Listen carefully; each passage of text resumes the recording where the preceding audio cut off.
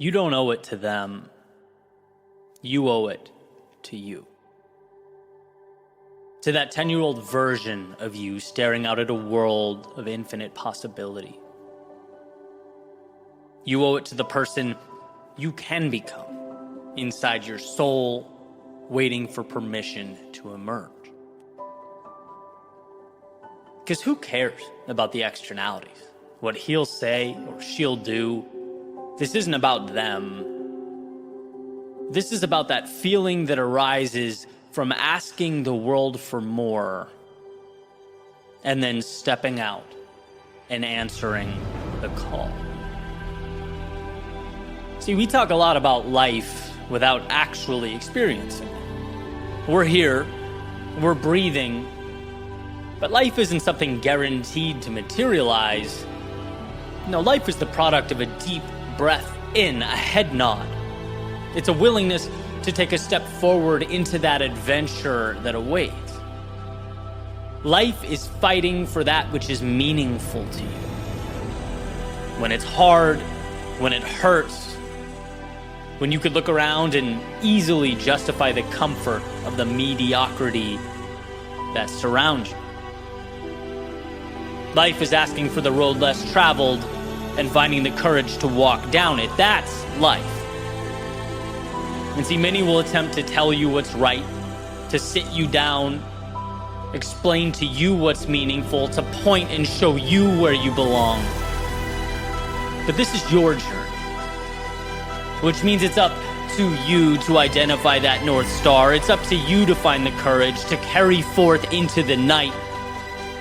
Not because you owe it to them, but because you owe it to you. And in a world where people so easily outsource personal agency, where they outsource strength, outsource heroism, you owe it to you to become your own hero. And in the process, embark upon the greatest story ever told.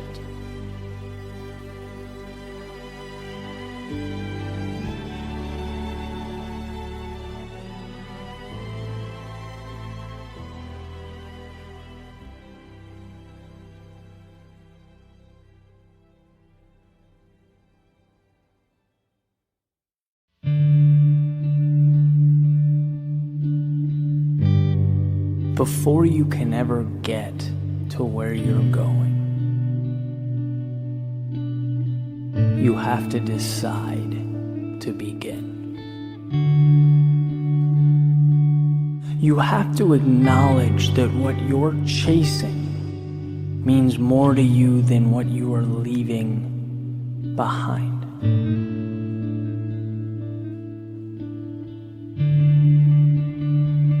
And then begins the greatest adventure you will ever experience.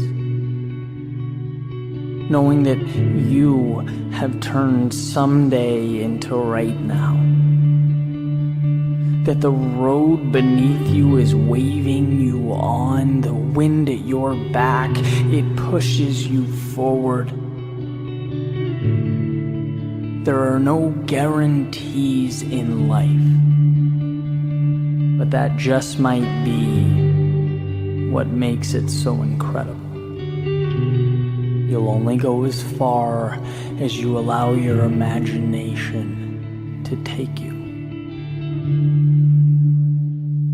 Whether it's the end of your driveway, or where the sun and the ocean intersect.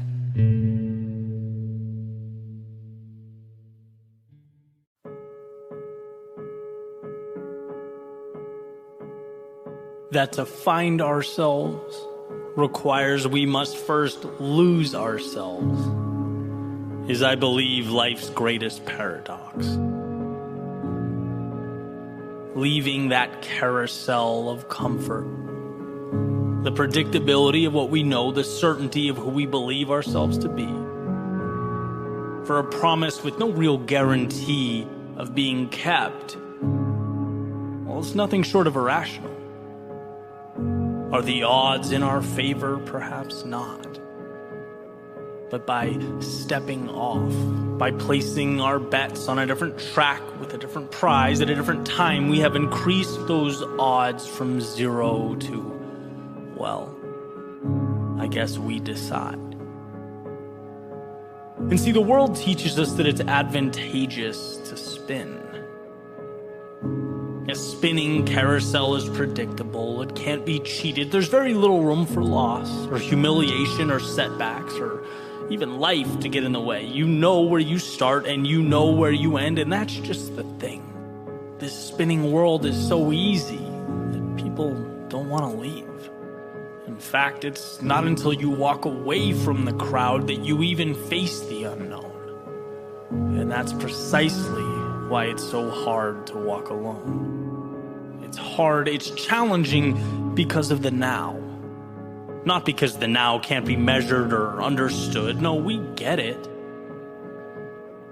But because there's this little whisper in the back of our heads that the now might go on and on and on forever, that check will never be cashed, the summit never reached. No, just footsteps down a perpetually long, windy road. And that's, when maybe, just maybe, we miss that carousel. We miss the safety and security. And that's what sometimes makes it such a stressful thing to walk alone. We think about all of ourselves, our mind, our heart we've left behind along the way. Truths we now have to face, things they never taught us on that carousel. We had to learn that we were wrong about who'd be by our side through it all. We could no longer hide behind the notion that when things got tough, someday everything would be there, would be the same. We learned to swim by jumping into the deep end, seeing in real time that people only believe what already exists, what's put in front of them, that ideas are empty, that a dream is a language only spoken by its creator. And if you want it to mean anything, you must dedicate your life to translating it. We learn how much is backwards, how much of life is reactive, that success is being one of the few who don't react, but build a world to react to. And in the thick of it all, to internalize the process, because talking does nothing. Plans are just potential energy confined to your pocket. You have to be okay growing that seed by yourself. Like a runner making her way past a crowd, right? The crowd sees calm, sees peace, sees the finesse of an athlete gliding over the pavement. They have no idea the war being fought behind her eyes.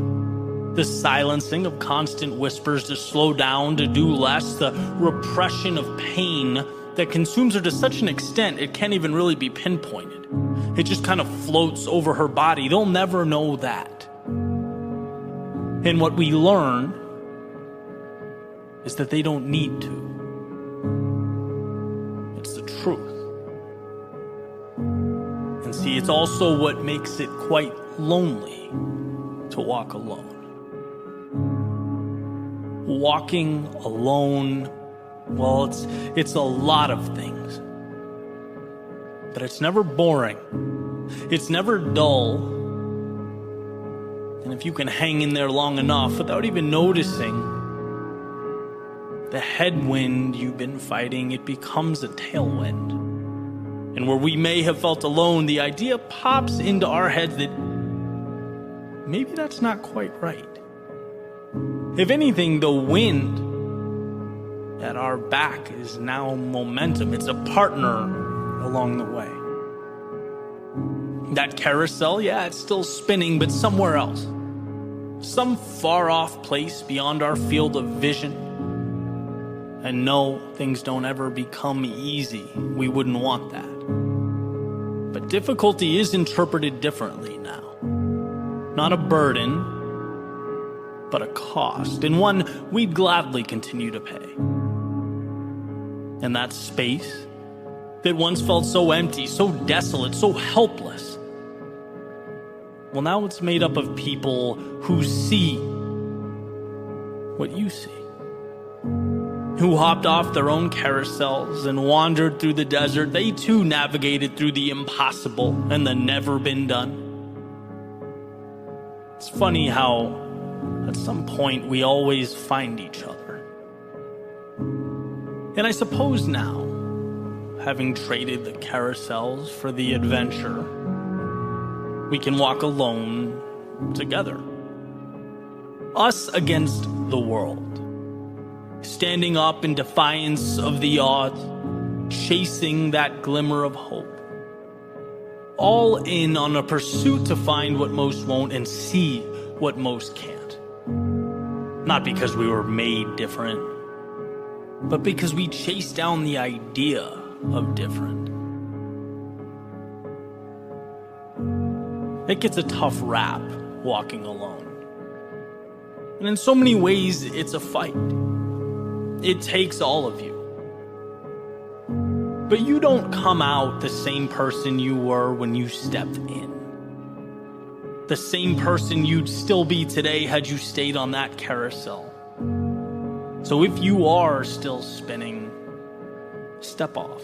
And if you have, if you're still adjusting to the discomfort of reality, if you're making your way through the hell of uncertainty or questioning whether you have what it takes or have the strength to commit, I promise you do. In fact, you're right where you need to be. So don't be distracted by those screaming of their successes or communicating, capturing every small win as they make their way around the carousel. It's the quiet ones who change themselves. The ones who take life one step at a time, one battle at a time, who redefine reality. And I'm sure you can't see it now. No one can. No one can see the sun amidst the storm, but you'll emerge. Stronger than you ever were. You will navigate towards the ideal and away from that life you once settled for. It's a long path, but it's worth it. So get up and let your feet guide the way. Let's go walk alone.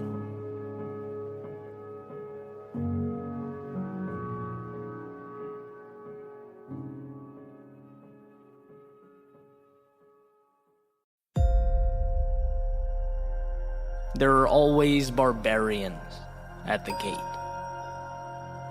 And I mean this in the sense that the second we give less than our best, the second we let up, it's not just that we allow the important things to fade. No, we let the outside world infiltrate our existence. In The History of Civilizations by Will Durant, he said something that I found incredibly interesting.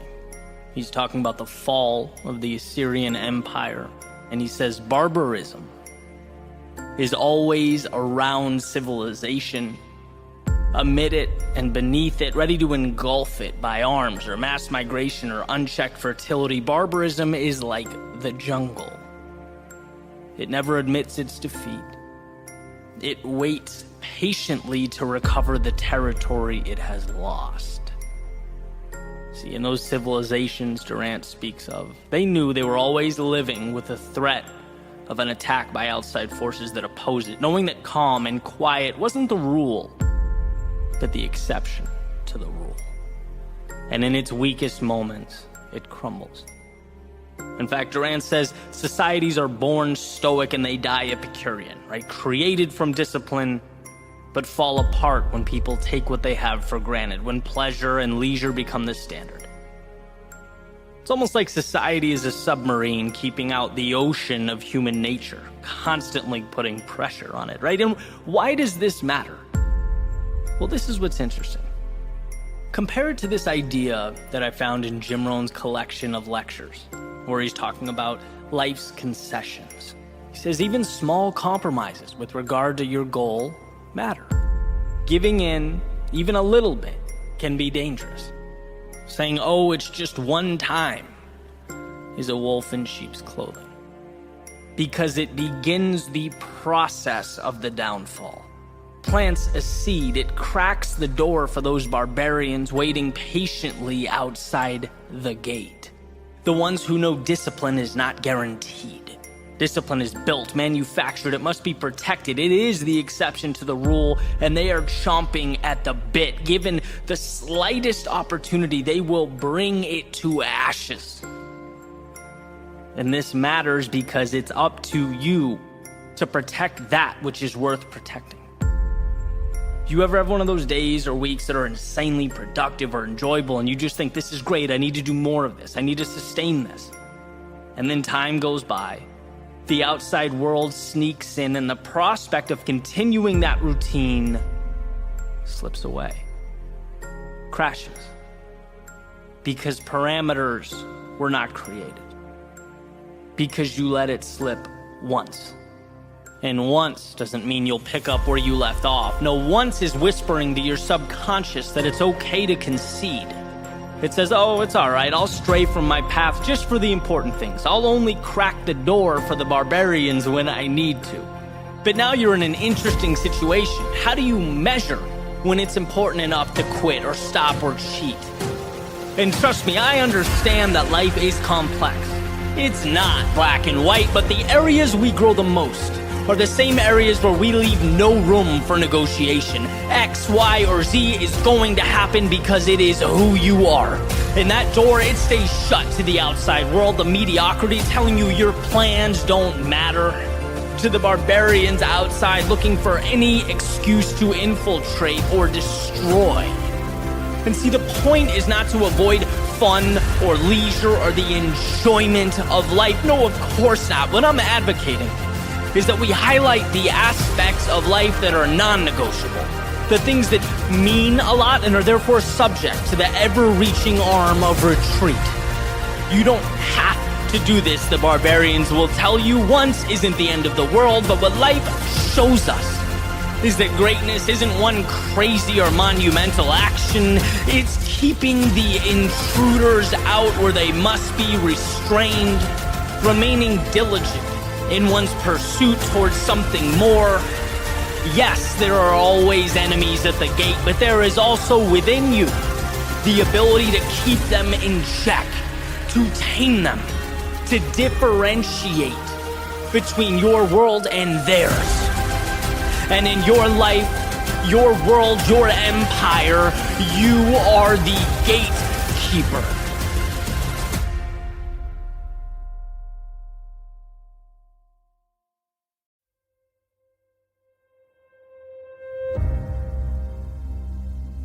If you're lucky enough to be different, don't let go. I spend a lot of my time and energy exploring the power of perspective. How our reality is determined by how we interpret what's in front of us. How one person can look at one thing and see pain or a problem or a barrier, and another person can look at that exact same thing and see opportunity or a future win or a bridge to something better. And I think one of the best examples of this is how we perceive those qualities that make us unique. Those things that put us in a different category. Maybe we're a little hesitant to fully embrace because they're not common. And when it comes to that which separates us from everyone else, well, I believe we have a decision to make. I'm going to go back to Robert Frost's fork in the road, right? He says, 2 paths diverged in a wood. I took the one least traveled by, and that made all the difference. On the surface, you could easily brush this off as trivial. It's like, oh, nice, that's cute. He took the path less traveled by. But what does that mean? As it turns out, it means a lot. It means instead of burying what makes him different, he made it his battle cry. Instead of slipping under the radar and sneaking through life like so many of us do, he signed the dotted line for the pain of being a beginner. the struggle of being uncertain, the discipline and sometimes torturous road that is turning a passion into excellence, trading peace of mind for the pursuit of meaning in life. Exploring what makes you unique, it takes courage. And in that message, he chooses courage. Because it's not just that you're alone. Taking that path means every step of the way, your mind screams at you reminders that you're alone. It's not just fighting traffic patterns, it's fighting your DNA. It's resisting that impulse to please sit down, shut up, and blend in. So is it a trivial decision? I'd say not really. Maybe even the most important decision you can make. Because I promise you it's not your commonality with those around you that will bring fulfillment, that will leave a mark on your life and the world that surrounds you. No, it's that thing that's unequivocally you, that's a little out there, that's somewhat strange, that you don't know why, but its gravitational force pulls and pulls and pulls. A tug of war, where one side begs you to just relax, conform, do less, begs you to never be laughed at or criticized, to take the easy road.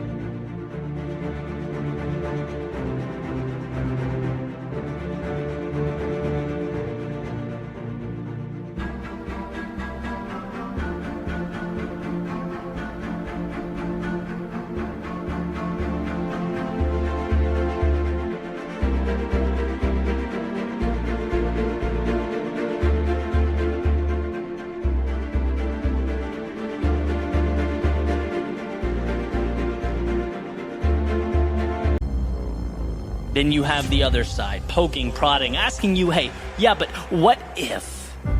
What if you sacrificed the comfort of right now? What if you explored? What if you took that which you love and you ran with it? What if you worked for a delayed payday? What if for a moment in time, when people ask you what the plan is, you have to look back and say, you know what, I'm not quite sure what I'm building, but I'll keep pivoting until it's so clear you can see it from the moon. Those are the paths that pull us apart. And every time I've lost my way, it's because I've doubted my unique path. And I mean that every time. It's when I become impatient with the journey or look around and see someone else winning in a different arena using different methods, different strategies, see the latest trends and success formulas. Hey man, I want part of that, right? I'm human. I want to win. I want to succeed. But just like a little opening is enough to let in the outside water that sinks the boat, well, a little bit of doubt is enough to derail your process. The process that you have to believe in, protect, nurture.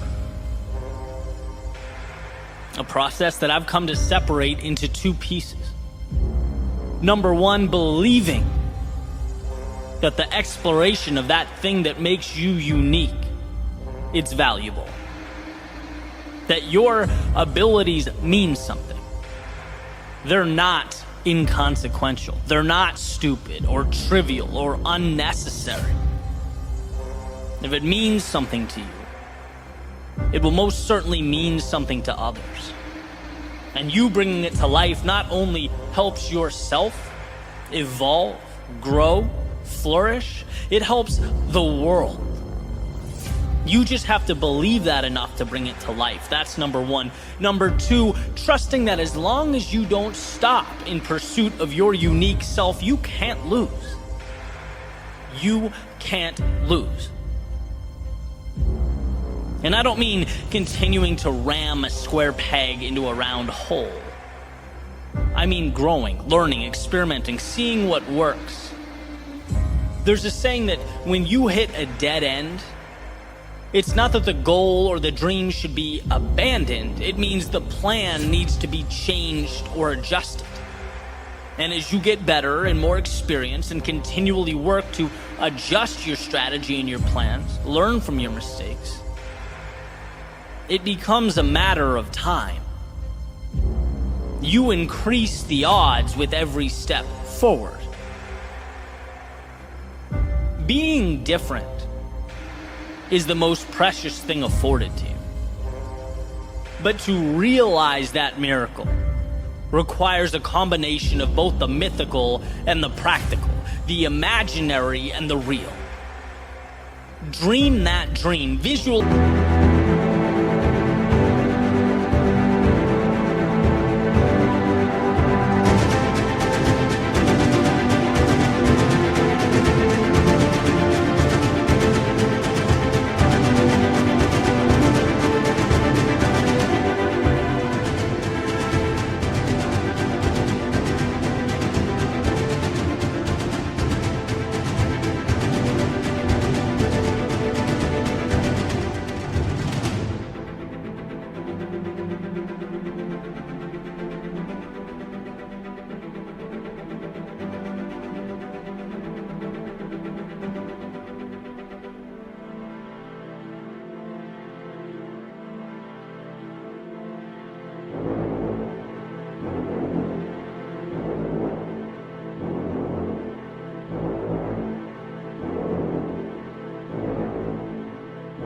Realize that growth, create a world out of those ideas that don't exist yet. But also understand that the conversion process from dream to reality is a practical one. It requires repetition.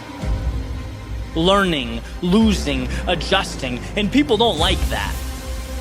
It's much easier to blend in than spend years pushing through the agony of setting yourself apart. But it's worth it. And the evidence is so obvious, so plainly pointing to the fact that we only celebrate the outcasts, the crazy ones. We sit around campfires, listen to lectures, watch movies and documentaries about the people that had every reason to doubt themselves but kept moving forward. About the people who could have swept their unique abilities under the rug, but instead use them as their foundation for everything. Not being distracted by what's popular or how anyone else lives or operates. Not seeking to be anyone but themselves, knowing that that is enough. Knowing it's the seed to something precious. The only question is, will you provide the right conditions and nourishment for that little seed to grow? Will you do what so few people have the courage to do? Let their authentic selves shine through. Let who they are emerge.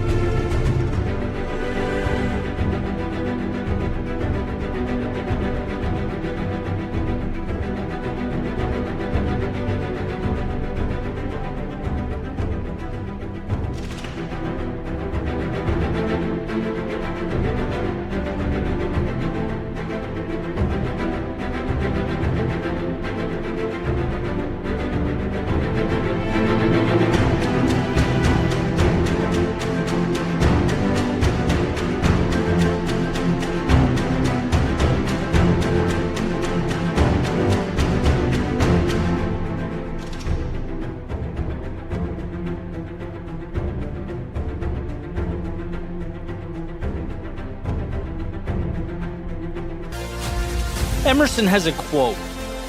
He says, "To be yourself in a world that's constantly trying to make you something else is the greatest accomplishment."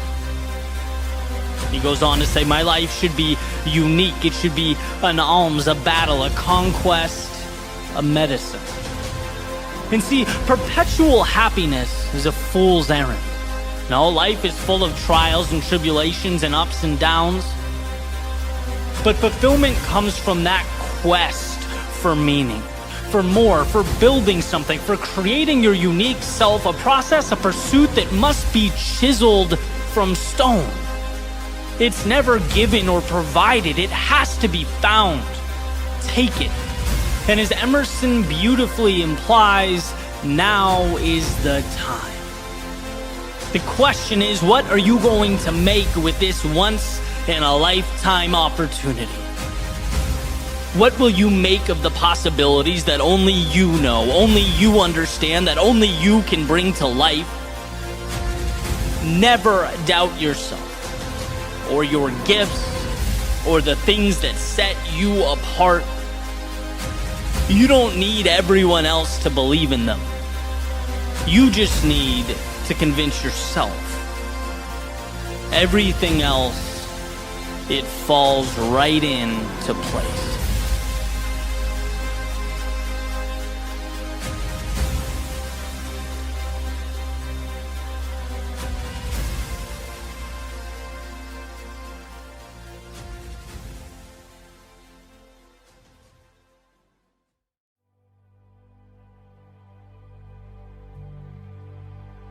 Montesquieu once wrote that we receive 3 educations. One from our parents, one from our schoolmasters, and one from the world. The third contradicts all that the first 2 teach us. That thing called life, right? And the more I think about this, the more I get it. The most important rules are the unwritten rules. The most significant boundaries are the ones we learn to ignore. The greatest tests don't concern what we know, but our ability to move forward when we don't. It's the real world that shows us we only get meaning through sacrifice and discomfort. That shows us the homes we lived in and the classrooms we learned in were meant to block out the uncertainty and unpredictability of life. They were meant to draw a line directly from effort to result and cause to effect, but the line that the real world draws, well, it isn't so straight. At least not all the time.